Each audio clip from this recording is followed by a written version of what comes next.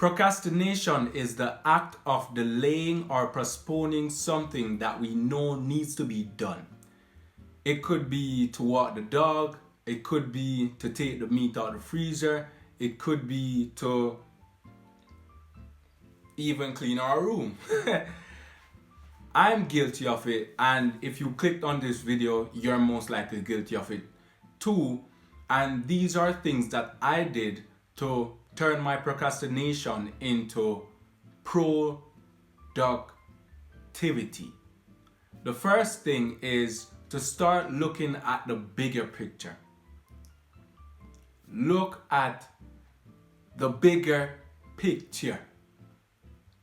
The reason why I say that is because looking at the bigger picture, looking at the result of doing what needs to be done, example, putting in work, we know that we'll make money more, we make more money. To look at the bigger picture, to look at the result, it gives us motivation to actually do the task, to actually go and get that, to actually do this, to actually do that. When we look at the bigger picture, we're really motivating ourselves so that we can take on what we need to take on. Step 2 is to start breaking down tasks.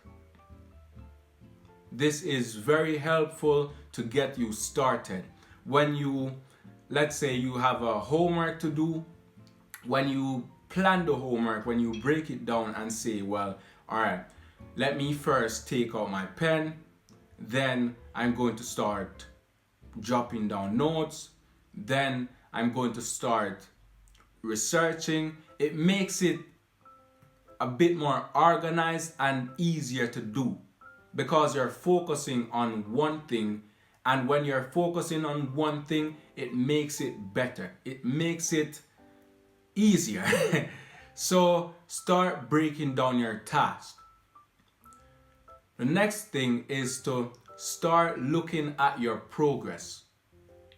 We always focus on the negative. We always look at what we could have done, what we should have done, but we don't look at where we're actually at. We don't look at where we've come, how far we've come. And when you look at your progress, look at, well, I started at 0. I started from not having any answers in my homework. Look at your progress will also give you motivation to continue. You'll continue, you say, I've been doing great. I've actually been doing great. And from that experience, you'll start to do even more.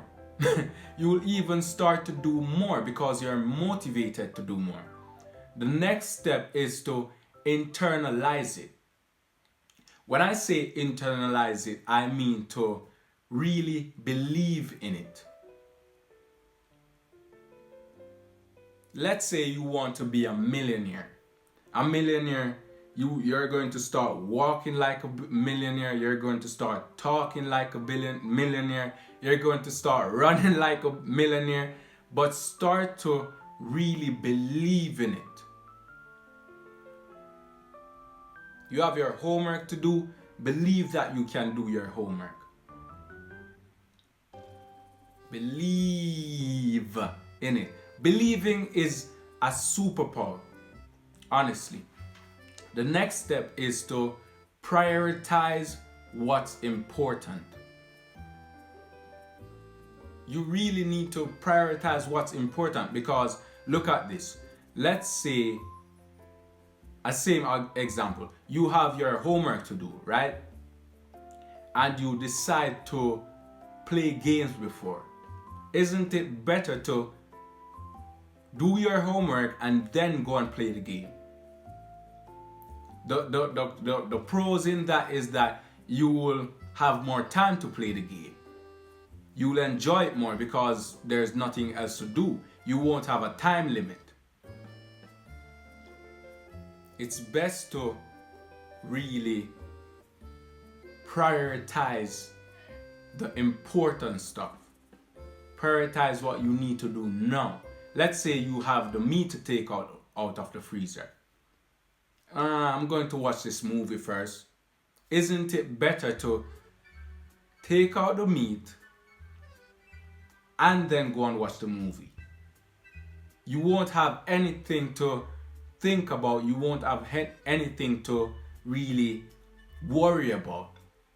The next step is to delay gratification. It really stems from prioritizing what is important, because I also used to struggle with this, where I used to play the game before I do this, or play the game before I do that, or go and play some ball before I do this. And when I started YouTube, I really looked in myself and say,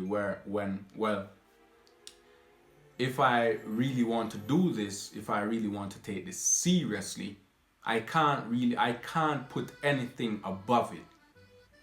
So delay gratification, delay playing games, delay playing around, delay doing what's not important, and do what's important, because in the long run, when you look at the bigger picture, you see that this is good for you. It's actually good for you. The next step and the last step is to set realistic goals. When I say set realistic goals, I mean don't be setting goals like I'm going to start a business today and I'm going to be a millionaire by tomorrow. It doesn't work that way. It really doesn't. Set realistic goals. Let's say you want to start a business. A realistic goal for the business to really be on its foot would be 15 years. 15 years from now. It sounds long, but as you blink, that's 15 years.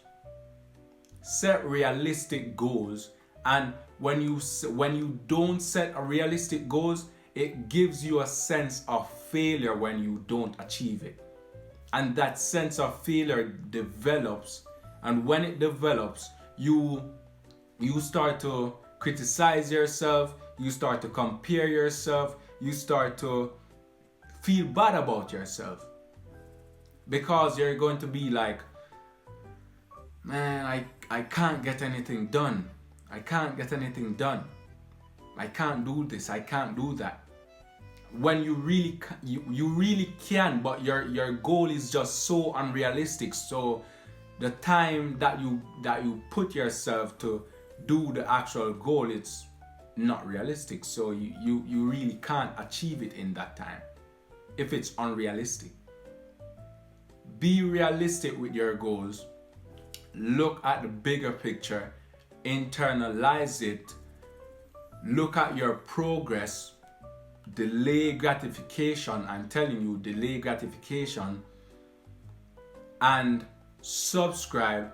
It really helps. I appreciate everyone that is helping me to reach my 10K goal. I really appreciate it, and I appreciate everyone that likes the video and comments. Thank you for the advice. You are welcome. You are more than welcome. I should be thanking you guys. I should really be thanking you. Subscribe, it really helps, and I'm out.